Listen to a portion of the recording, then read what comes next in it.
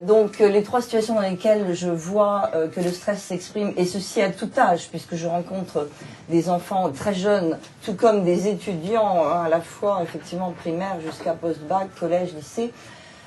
Première situation, c'est effectivement dans le cadre de l'apprentissage en classe, des situations de difficulté de concentration, d'attention sur la durée, de la concentration, que j'appelle volatile, hein, par exemple.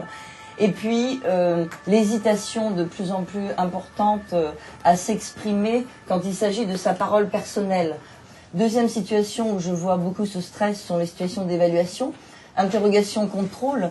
De plus en plus d'élèves, statistiquement, hein, dans mon travail, rendent une partie des questions traitées, par exemple, et ils disent « Madame, j'ai pas eu assez de temps ».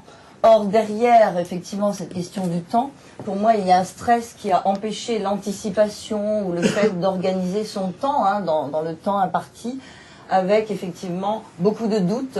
Et troisième situation dans laquelle ce stress s'exprime, c'est à la maison, dans le travail personnel, de plus en plus de travaux différés, hein, le fait de proroger, ou en tout cas effectivement de reporter le travail jusqu'à ne pas le faire d'ailleurs.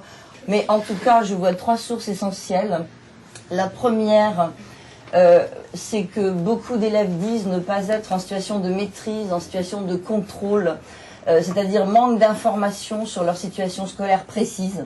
Hein, par exemple, des élèves qui ne savent pas répondre à la question suivante: qu'est-ce que le professeur de français, de maths, d'histoire-géographie, de PS attend de moi pour le 8 mars, par exemple?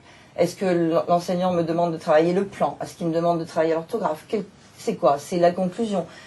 Aussi, par rapport à des méthodes de travail, de plus en plus d'élèves dans leur rapport à la contrainte aussi, hein, rapport aux techniques, aux outils, qu'ils prennent souvent comme une entrave à leur liberté que comme un moyen de progresser.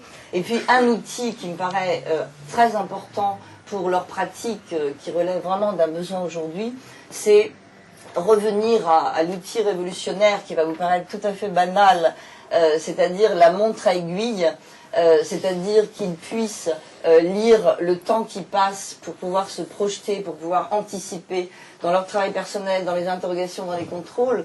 Je me suis aperçue que leur rapport au temps, effectivement, était l'une des sources de stress et l'une des sources de l'échec.